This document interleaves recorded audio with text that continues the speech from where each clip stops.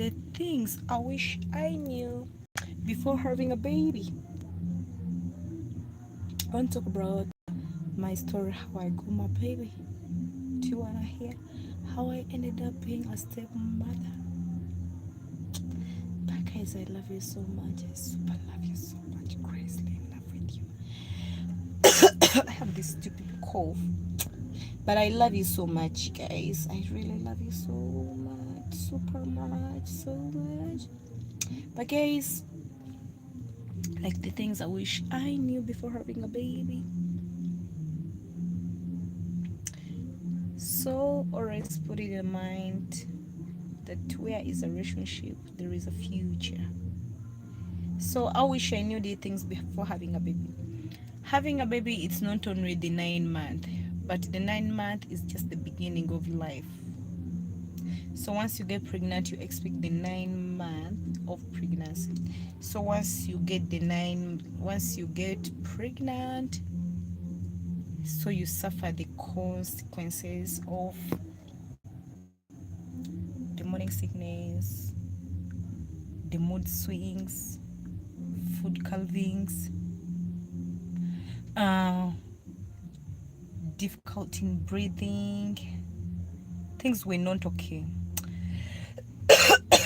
My story wasn't good and wasn't easy because I was in Dubai. Guys, I got pregnant in Dubai. I found a man. He felt in love. But what I can say, it wasn't easy. So I ended up pregnant. I got pregnant and everything changed. The story changed after I got pregnant. Everything changed after I got pregnant. The man changed. I was working. I had to stop working. I lost a job. I didn't have any option. Imagine a pregnant mother. I don't know what is going to happen next. I got pregnant. The dad is not ready to take the responsibility. I'm in a foreign country. It's not my Kabayan. Oh, it's not my. We don't share the same nationality. He was coming from another nationality. We made love. I got pregnant. So this is where I want to talk about difference between marriage, relationships, and love.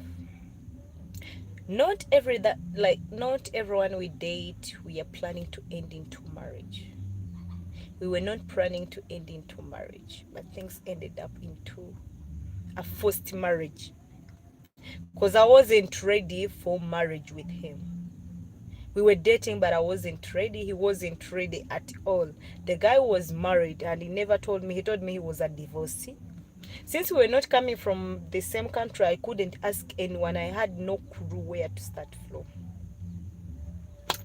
So I got pregnant. I never thought of doing abortion.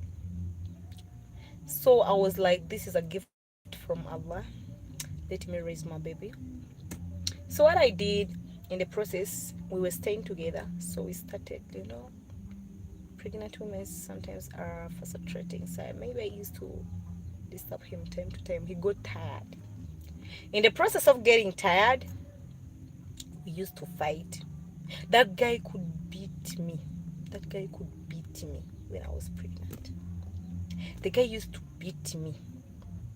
I could breathe while I was pregnant. I started breathing on a daily basis. I started getting high blood pressure.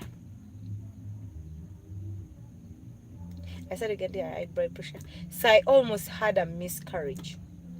So what I decided to do, I had to quit my job. I went to my company, I talked to my bosses, and I told them I wanted to go home on an immediate effort. I needed to go back home. So I told him I want to go back home. And he was like, you can't go with that boy. Because he knew already the baby was a boy. He was like, you can't live with my baby. So I was like, I have to move home and I'm going with my pregnancy. And sometimes he could say, I'm not sure that I'm the dad of that boy. Then I told him, sometimes you even say that you're not sure whether this boy is yours. So what I did, I had to go home. So I went home. So I told him, okay, I'm going to go home. Once I give birth, I'll just drop your baby in your country. So guys, things turned rough. Things turned very difficult once I came back to my country. He never supported me even for a single day. I was pregnant. I got sick. I could get sick time to time. Every time I was sick, it was my first pregnancy. I didn't know anything about pregnancies. I could get sick on a daily basis. I could vomit. Things were not easy. So what happened next? When I came back here, he did not block me, but I could send him a message. He could not reply back. He wasn't ready to hear anything from me. He was like, oh, thanks God this girl has left, because he was my boss. Then he was like, once she has left, that means I can do anything. Now she's not here, she will not say anything. I was like, God, it's you who put me in this, and you know where I'm going to go next. So guys, you know what happened next? So I spent almost 5 weeks here. So the baby was in a transfer, like Frank Bridge. Then from a Frank Bridge, the baby went into a transfer. No, he was in transverse like this, in the stomach. Then he went in a Frank Bridge like this. So they checked me in the hospital, and they told me, hey Shrat, this baby, you cannot push this baby. Your bones are still little. So once you try to push, one of you is not going to come back. I cried. They told me, if the baby doesn't die, he will die. If you try pushing, the baby will die. So I was like, oh my God, what am I going to do? So what I did next, after 5 weeks, I went to the hospital again. I told them, what can I do next? You know what they told me? They told me, you know what we're going to do, Shrat? Let us just remove this baby off. Guys, I didn't have any idea about C-section. I didn't know what happens after C-section. Hi dear, how are you? I didn't know anything about Caesar section. So that day I went there, they did a checkup on me. They checked me. So they had to bring the papers for my mom to sign, my sisters to sign, my friends and the relative who were there in the hospital. So I'm good, dear, I'm good. So what happened next? They had to sign. They prayed for me. I'm a Muslim. We made the dua. Thank you so much. So what happened next? I had to go in the room where they had to do the operation. How? Guys, this is a long story. So today I'm going to stop after giving birth, after delivery. So they took me in the room where I had to give birth, where they had to do the C-section process. Guys, when I reached there were lots of lights in the room. My blood pressure it was increasing. Yeah, I'm on Instagram. So I told the nurses that I'm scared. Can you at least please cover me? I thought they were going to operate me when I was seeing, so I got scared. I told them, can you at least cover me a little bit? And I don't see what you're going to do that one. So they were like, one of the nurses, she came and she was like, she took my hand like this and she put an injection. Okay, all right, there, I'm going to add you up. So she told me, hey Shrat, how are you? I was like, I'm fine. How are you? I'm fine. How are you? I'm fine. It was 3 times, no, 2 times. The third time, I don't know whether she even asked me, how are you? Then I woke from there. I stopped understanding anything. I slept. After sleeping, I woke up. It was around 3 p.m. Yeah, it was around 3 p.m. Then I woke up around 6 6:48 p.m. My name is Shirat. Shirat. Then from there, when I woke up, before I woke up, I started feeling like remembering from where I stopped from. I was like, these people, they are planning to cut me. I saw them preparing knives. They are going to cut me. That's what. Now when I woke up,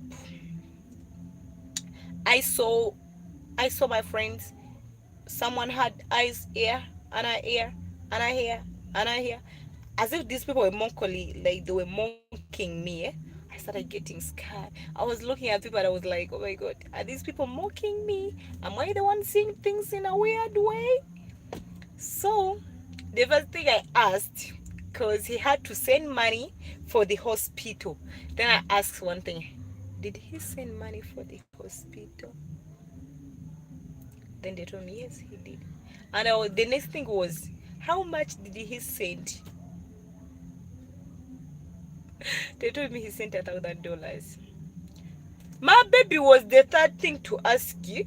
Then imagine such a mother. Then I asked, how about the boy? So they brought him. Oh, guys, once I looked at the boy, yeah, the boy was super light more than me. The boy was super cool. He couldn't open his eyes. When I looked at him, he couldn't open his eyes. The eyes were heavy. When I touched his hands, when I touched his hands, they were super soft. So when I touched his cheeks like this, the boy smiled at me. I was like, can you help me sit? They told me you can't sit. I had a pipe down. I don't know how they put it there. I wasn't understanding anything. So I had pipe down and they were like, you can do that. So what happened next? I got, honestly, I want to tell you all my story, how I raised my baby to 1 year and 9 months. All the challenges I faced, guys. But today I'm just talking about the time where I got pregnant, how I came back home, and how the day I gave birth. So guys, when I look at my boy, he was super cute. He smiled at me. So hey, the next video, this is where I'm going to talk about my first time of breastfeeding. How was it? Guys, I was told it's time to breastfeed.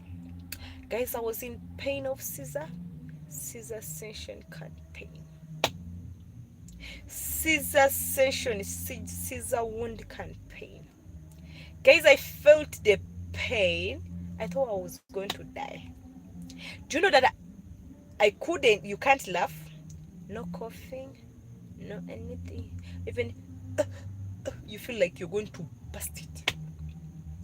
It was super hard. Things were not easy at all. So what happened next? They told me, Mama, my siblings, all my friends, they left the room. So I stayed alone with my baby. And the baby started crying. Had to wake up and care for the boy. I know what happened. Had to carry my baby in too much pain. That's when I know that the old Shirat, the only girl who used to care about herself, now it's high time she cares about someone else. So he started crying. And remember, once the baby was just born, they still have that open cord, the belly button cord. It was still open. The umbilical cord, it was still open. So I had to carry my baby. Had to try to breastfeed him, to carry him up and breastfeed him. The breast was little. It couldn't reach the baby. I couldn't bend. No one was there. Hell. La, la, la, la, la. It was a super long day. No one was there. I don't know what the hell they went. I don't know where hell they went. But no one was there. So what I did next, I had to bear the pain. hay to cool down my baby who was crying. Then I cupped my baby. I started breastfeeding my baby, but the milk, there was no milk. Guys, I had a long journey while raising my baby. I'm stopping here today, but I'm going to tell you my first experience how I was breastfeeding. Okay guys, if you would like to know the next what happened, I'm going to be taking you everything I passed through as a mother in part 2. That was part 1. Can't wait to see you there. Ciao ciao. Hope you enjoyed my story.